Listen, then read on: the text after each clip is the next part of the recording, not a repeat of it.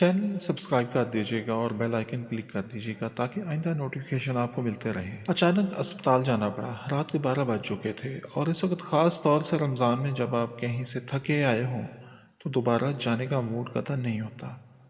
ابھی کچھ دیر پہلے ہی سسٹر کو شاپنگ کروا کے لایا تھا۔ بازاروں میں رش عروج پہ تھا اور ایسے لگتا تھا کہ جیسے سارا فیصل آباد ہی شاپنگ کرنے نکل آیا ہو۔ اس قدر مہنگائی کے باوجود لوگوں کا یہ رش سمجھ سے باہر تھا۔ ہمارے بچپن میں ایسا نہیں ہوتا تھا، اتنا رش نہیں ہوتا تھا، حالانکہ تب مہنگائی بھی اتنی زیادہ نہیں تھی۔ لوگ کسی شادی پہ بنائے ہوئے سوٹ بھی عید پہ پہن لیا کرتے تھے۔ البتہ چاند رات پہ انارکلی بازار میں رش ہوتا تھا جہاں پہ چوڑیاں، مہندی اور جوتے وغیرہ بکتے تھے۔ یہ عید تو چوڑیوں کے لیے ہوتی ہے۔ رش سے میں ہمیشہ گھبراتا ہوں۔ بچپن میں بھی جب کبھی امی نے بازار جانا ہوتا تو مجھے ساتھ لے کے جاتی تو میں ان سے یہی کہتا کہ میں کسی کتابوں کی دکان پہ کتابیں دیکھتا ہوں، آپ شاپنگ کر کے یہیں آ جائیے گا اور مجھے لے جائیے گا، یا پھر ویڈیو گیمز والی شاپ میں گھس جاتا۔ ابھی تھکا ہارا شاپنگ سے تقریباً 3 گھنٹے بعد لوٹ کے آیا تھا کہ گھر پہنچتے ہی پتہ چلا کہ سسٹر کا بچہ بہت رو رہا تھا اور اس نے 2-3 بار وامٹنگ بھی کر دی تھی۔ اس کی طبیعت کچھ خراب تھی۔ سسٹر کو شک تھا کہ شاید اس کے گلے میں کوئی چیز پھنس گئی ہے۔ حرکتیں بھی تو اس کی ایسی ہی تھیں، بہت شرارتی تھا، کہیں ٹک کے نہیں بیٹھتا تھا، سارا دن اس نے گھومتے رہنا، کبھی کہیں تو کبھی کہیں، دیوار کے ساتھ کھڑا ہو جاتا اور سیمنٹ اتار اتار کے کھانا شروع ہو جاتا۔ ڈسٹمپر، سیمنٹ اور کوئی چیز اس نے چھوڑی نہیں تھی، ہر چیز اٹھا کے منہ میں ڈال لیتا۔ کبھی کسی چیز کو زنگ لگا ہوتا یا لوہے کی بنی کوئی ٹوٹی چیز ملتی اس کے باریک ٹکڑے کر کے بھی اٹھا کے منہ میں ڈال لیتا اور کھا جاتا۔ اسی لیے سسٹر کو یہ شک تھا کہ پتہ نہیں کیا کھا گیا تھا جس کی وجہ سے اس کی طبیعت اچانک خراب ہو گئی تھی اور وامٹنگ کیے جا رہا تھا۔ وامٹنگ کر کر کے نڈھال ہو چکا تھا اور اسے کھڑا نہیں ہوا جا رہا تھا، حالانکہ عام حالات میں وہ بیٹھتا ہی نہیں تھا، ہر وقت چلتا رہتا تھا۔ اور میں یہ کہتا ہوتا تھا کہ اس کی ڈیوٹی لگی ہوئی ہے چلنے کی تو یہ ٹک کے کیسے بیٹھ سکتا ہے، لیکن اب اس کی حالت ایسی تھی کہ چپ کر کے بیٹھا ہوا تھا۔ پانی پلایا تو پانی پینے کے تھوڑی دیر بعد اس نے پھر وامٹنگ کر دی۔ سسٹر کو میں نے تسلی دی کہ اس کے گلے میں کچھ پھنسا نہیں ہوگا، اگر پھنسا ہوتا تو سانس مشکل سے لے رہا ہوتا اور پانی پینے میں بھی مشکل ہوتی، وامٹنگ بھی نہ ہوتی، لیکن وہ پریشان تھی اور بار بار کہہ رہی تھی کہ اس کے گلے میں کچھ پھنسا ہوا ہے۔ اس وقت ڈاکٹر کا ملنا تو مشکل تھا، رات کا وقت تھا، تو ہاسپٹل جانے کا ہی ارادہ کیا۔ سابقہ تجربات کی روشنی میں نے مناسب سمجھا کہ سرکاری ہاسپٹل میں جایا جائے، کیونکہ سرکاری ہاسپٹل میں ڈاکٹرز بھی موجود ہوتے ہیں اور انہیں کوئی لالچ بھی نہیں ہوتا اور وہ ٹریٹمنٹ ٹھیک سے کرتے ہیں، جبکہ پرائیویٹ ہاسپٹل میں آپ مریض لے کے جائیں تو ٹریٹمنٹ انہوں نے بھی کرنا ہوتا ہے، لیکن ساتھ ہی انہیں یہ بھی خیال ہوتا ہے کہ ڈاکٹرز کو تنخواہیں دینی ہیں، دیگر اخراجات بھی ہوتے ہیں، وہ اخراجات بھی انہوں نے مریضوں سے ہی پورے کرنے ہوتے ہیں، اور پھر ٹریٹمنٹ ذرا لمبا کر دیتے ہیں، بعض اوقات تو مریض کو ایڈمٹ کر لیتے ہیں اور کبھی غیر ضروری طور پہ آپریشن بھی کر دیتے ہیں۔ اس لیے سرکاری اسپتال کا ہی رخ کیا۔ سسٹر کہتی رہی کہ کسی پرائیویٹ ہاسپٹل میں چلتے ہیں، لیکن میں نے اس کی ایک نہیں سنی، کیونکہ پرائیویٹ ہاسپٹل کے تلخ تجربات کئی بار ہو چکے تھے۔ اس لیے میں آپ کو بھی یہی مشورہ دوں گا کہ اگر خدا نخواستہ ایسی صورتحال ہو، اچانک آپ کو جانا پڑے ہاسپٹل، گھر کے کسی فرد کی طبیعت خراب ہو، تو سیدھے سرکاری ہاسپٹل جائیں اور ایمرجنسی وارڈ میں چلے جائیں، آپ کو توجہ بھی ملے گی اور علاج بھی ٹھیک سے ہوگا۔ پرائیویٹ ہاسپٹل میں جہاں آپ کو لگتا ہے کہ بہت زیادہ خیال رکھا جاتا ہے، تو وہاں خیال رکھنا ایسا ہی ہوتا ہے کہ جیسے فون پہ کئی لوگوں کی عادت ہوتی ہے کہ وہ پوچھتے ہیں کیا حال ہے، اس کے بعد تھوڑی دیر بعد پھر پوچھیں گے اور کیا حال ہے، اور پھر کیا حال ہے، اور بال بچوں کا کیا حال ہے، اچھا تمہارے وہ فلاں رشتہ دار کا کیا حال ہے۔ تو وہاں پہ بھی بار بار حال پوچھا جاتا ہے، ڈاکٹر بار بار چکر لگا لیتا ہے، نرس بھی پوچھ لیتی ہے۔ ٹریٹمنٹ انہوں نے وہی کرنا ہوتا ہے جو ضروری ہوتا ہے، یہ فضول کی پھرتیاں صرف پیسہ بنانے کے لیے ہوتی ہیں۔ ہر بار جو ڈاکٹر چکر لگاتا ہے اس کے پیسے چارج کیے جاتے ہیں، آپ کے دل کو اطمینان ہوتا ہے کہ یہاں پوچھا جا رہا ہے۔ ڈاکٹرز کا تو روز کا کام ہوتا ہے، مریض کی حالت دیکھ کے انہیں اندازہ ہو جاتا ہے کہ اس کو کتنی توجہ چاہیے، اس کے مطابق وہ ٹریٹمنٹ کرتے ہیں۔ لیکن مریض کے ساتھ آئے لوگ تو یہی چاہتے ہیں کہ ڈاکٹر بس ان کے سر پہ بیٹھا رہے، کیونکہ انہیں پتہ نہیں ہوتا، تو جس کام کا پتہ نہ ہو اس میں خاموشی بہتر ہوتی ہے۔ جن کے پاس کھلا پیسہ ہے، جو پیسے لٹاتے ہوئے تھکتے نہیں، انہیں پرواہ نہیں ہوتی، وہ کہتے ہیں کہ پرائیویٹ ہاسپٹل ہوں، اسپیشلسٹ ڈاکٹرز ہوں، لیکن پیسے کے ساتھ ساتھ اس کے نقصانات بھی ہو سکتے ہیں۔ غیر ضروری آپریشن بعض اوقات خطرناک بھی ثابت ہوتا ہے۔ اس کے علاوہ ایک خاص وجہ پرائیویٹ ہاسپٹلز میں جانے کی یہ بھی ہے کہ وہاں پہ نرسیں نوجوان اور خوبصورت رکھی جاتی ہیں جنہیں دیکھ کے دل باغ باغ ہو جائے۔ اس پہ میں ایک اور آرٹیکل لکھوں گا، لیکن فی الحال چلتے ہیں فیصل آباد کے الائیڈ ہاسپٹل میں، جہاں سسٹر اور اس کے بچے کو لے کے میں چلا گیا۔ الائیڈ ہاسپٹل میں جدید ترین سہولتیں موجود ہیں، تو اس لیے ادھر کا رخ کیا۔ مین گیٹ سے داخل ہوتے ہی سامنے ایمرجنسی وارڈ تھا، لیکن یہ سرجری کا ایمرجنسی وارڈ تھا اور بچوں کا ایمرجنسی وارڈ ذرا پیچھے تھا۔ وہاں 2 نوجوان ڈاکٹرز موجود تھے، جن میں ایک لڑکا اور ایک لڑکی تھے۔ ان کی نائٹ ڈیوٹی تھی۔ بچے کو چیک کروایا تو انہوں نے چیک کر کے تسلی دی کہ ایسا کچھ نہیں ہے۔ بچے کا منہ کھلوانا بھی کوئی آسان نہیں ہوتا، اپنی مرضی سے کھول دے تو اور بات ہوتی ہے۔ اب بھی اس کا منہ کھلوانے کی کوشش کی گئی تو اس نے بڑی مزاحمت کی۔ اس کے منہ میں سرنج ڈالی تو وہ اسے چبانے لگا۔ بڑی مشکل سے موبائل کی لائٹ جلا کے اس کے گلے کا ڈاکٹر نے مشاہدہ کیا اور تسلی دی کہ ایسا کچھ بھی نہیں ہے، اس کے گلے میں کچھ نہیں پھنسا۔ کباب کھلایا تھا بچے کو، روز ہی کھاتا تھا، شاید آج پرانے قیمے کا بنا ہو جس کی وجہ سے طبیعت خراب ہو گئی ہو۔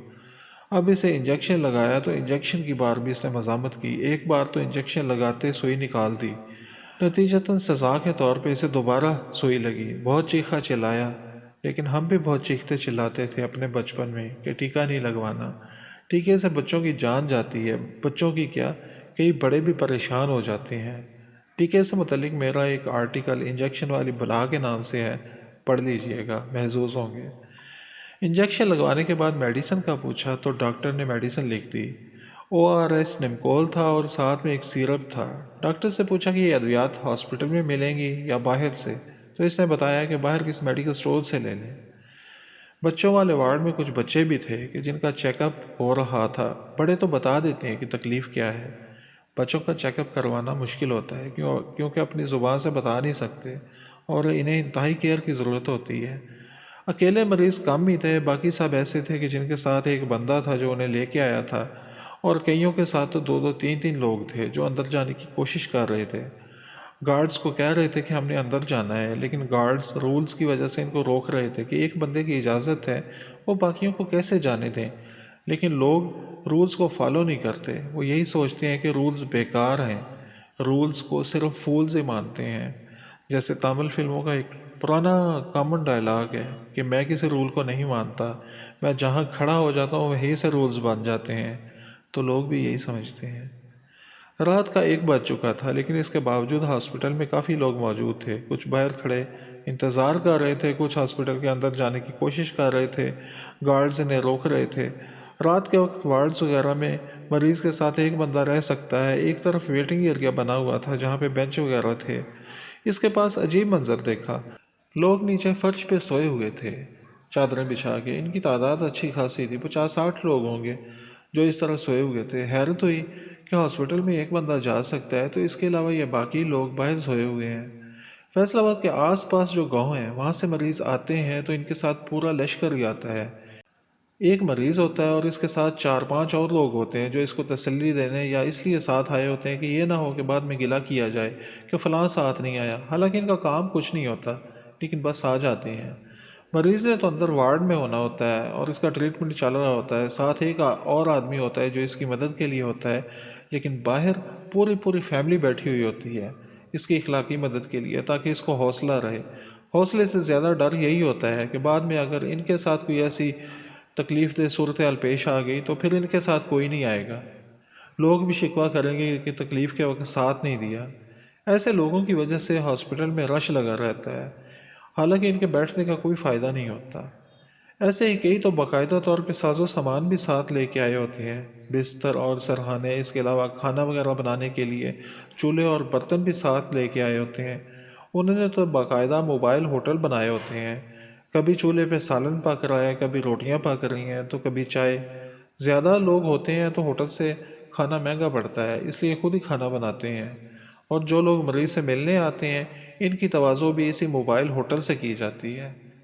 کچھ لوگ تو باقاعدہ طور پہ لوڈو اور تاش ساتھ لے کے آئے ہوتے ہیں اور ہاسپٹل کے گراؤنڈ میں بیٹھ کے کھیل رہے ہوتے ہیں، کچھ بچوں کے ساتھ فٹ بال کھیل رہے ہوتے ہیں، یا پھر لوگ موبائل پکڑ کے بیٹھے ہوتے ہیں، بس انہیں کہیں پہ بھی جگہ میسر آ جائے وہ ہوں اور ان کا موبائل گھنٹوں بیٹھے رہیں گے اور انہیں کسی چیز کی پرواہ نہیں ہوگی۔ ہاسپٹلز میں ایسے مناظر پاکستان اور انڈیا میں نظر آتے ہیں۔ ہاسپٹل کے یہ مناظر اچھے نہیں لگتے، لیکن بس روٹین بنی ہوئی ہے اور چلی ہوئی ہے، دور دراز سے آنے والے کی بات ہی چھوڑ دیں۔ کچھ لوگ تو ایسے بھی ہوتے ہیں کہ جو شہر میں سے ہی آتے ہیں لیکن پھر بھی چار چار پانچ پانچ لوگ مریض کے ساتھ آ جاتے ہیں۔ اس سے مشکل ہوتی ہے ہاسپٹل والوں کو، سیکورٹی کا نظام برقرار رکھنا مشکل ہو جاتا ہے، ماحول بھی خراب ہوتا ہے، دکھنے میں برا لگتا ہے۔ ہاسپٹل کو صاف ستھرا، پرسکون اور نظم و ضبط کا پابند ہونا چاہیے، لیکن کیا کیا جائے، ہماری زندگیاں ہی کچھ ایسی ہیں، ہم جو خود کو اچھا سمجھتے ہیں وہی کرتے ہیں۔ ہمیں ہاسپٹل کے رول سے کوئی غرض نہیں ہے، نہ اس بات سے کوئی غرض ہے کہ ہمارے ایسا کرنے سے دوسروں کو تکلیف ہوگی، امپریشن اچھا نہیں پڑے گا۔ ہم بس لگی بندی روٹین کے مطابق ہی چلتے ہیں، جیسے جو چل رہا ہے، سوچنے سمجھنے کی زحمت گوارا نہیں کرتے کہ جو سسٹم چل رہا ہے کہ یہ ٹھیک ہے یا غلط ہے، بس چل رہا ہے تو چلتا رہے۔ ایسے ہی سوچنے کی زحمت ہمیں گوارا کرنی پڑے گی، اور جو بری چیزیں انہیں ختم کر دینا چاہیے۔ مریض کا حال پوچھنا کافی ہوتا ہے، تیمارداری کرنی ہے تو ایک دفعہ حال پوچھ لیں، لیکن یوں ڈیرے جما کے باہر بیٹھ جانا کسی طور مناسب نہیں ہے۔ یہ آپ کسی طور پہ مریض کی مدد نہیں کر رہے ہوتے، بلکہ خود بھی پریشان ہو رہے ہوتے ہیں اور باقیوں کو بھی پریشان کر رہے ہوتے ہیں۔ ہاسپٹل کے نزدیک میڈیکل سٹور کھلے ہوتے ہیں، تو جاتے ہوئے ایک میڈیکل سٹور پہ رکے، وہاں سے پتہ کیا تو اس نے بتایا کہ یہ سیرپ ہمارے پاس موجود نہیں ہے۔ اس سے ملتے جلتے نام والا سیرپ ہے، لیکن شاید کسی اور کمپنی کا ہے، اور جو ہمارے پاس موجود ہے وہ اینٹی بایوٹک نہیں ہے۔ کیا پتہ ڈاکٹر نے اینٹی بایوٹک لکھ کے دیا ہو، آپ ڈاکٹر سے پوچھ لیں یا کہیں اور سے پتہ کر لیں۔ ایک اور میڈیکل سٹور پہ گئے، وہاں سے پتہ کیا تو وہاں سے بھی نہ ملا، تیسرے میڈیکل سٹور سے بھی نہ ملا، اس کے بعد ایک بڑے میڈیکل سٹور پہ گئے تو وہاں سے بھی نہ ملا۔ اسے کہا کہ اس کے متبادل کوئی سیرپ دے دو، تو کہنے لگا کہ نہیں، ہم نہیں دے سکتے، مجھے پتہ نہیں ہے، تو ڈاکٹر سے ہی مشورہ کر لیں، ڈاکٹر سے پوچھ کے پھر بتا دیں تو میں دے دوں گا۔ ایک دور تھا میڈیکل سٹور والے خود ہی ڈاکٹر بن جاتے تھے، خود ہی میڈیسن دے رہے ہوتے تھے، لیکن اب سختی کی وجہ سے ایسا کرنے سے گریز کرتے ہیں اور میڈیسن ڈاکٹر کے نسخے کے مطابق ہی دیتے ہیں، یا کوئی ان سے مانگے کہ یہ میڈیسن دے دو تو اسے دے دیں گے، لیکن اپنے طور پہ نہیں دیتے کہ ان کے خلاف کارروائی نہ ہو جائے۔ زندگی موت کا تو کوئی پتہ نہیں ہوتا، لیکن بہانہ بن جاتا ہے، کبھی کوئی بھی ادویات استعمال کرو تو بندہ مر جائے تو کہتے ہیں کہ اس کے استعمال سے ایسا ہوا ہے، حالانکہ ایسا نہیں ہوتا، ایک وقت مقرر ہوتا ہے، لیکن بس احتیاط کے پیش نظر ایسا کیا جاتا ہے، اچھی بات ہے۔ لیکن ڈاکٹر نے جو میڈیسن لکھ کے دی تھی، وہ میڈیسن اس کے ہاسپٹل میں آتی ہوں گی، وہی اس نے لکھ کے دے دی۔ اس کمپنی کی میڈیسن عام طور پہ میڈیکل سٹور پہ نہیں ملتی تھیں اور مل نہیں رہی تھی۔ ایسا کرنا بھی تو ایک مسئلہ بن جاتا ہے۔ ڈاکٹرز کو چاہیے کہ ایسی میڈیسن لکھ کے دے کہ جو مارکیٹ میں عام طور پہ مل جائے، اب بندہ کہاں ڈھونڈتا پھرے۔ میڈیسن کی تلاش کے بعد ہاسپٹل سے واپسی ہوئی تو اب ٹائم کم ہی رہ گیا تھا سحری کو، اس لیے سونا فضول تھا۔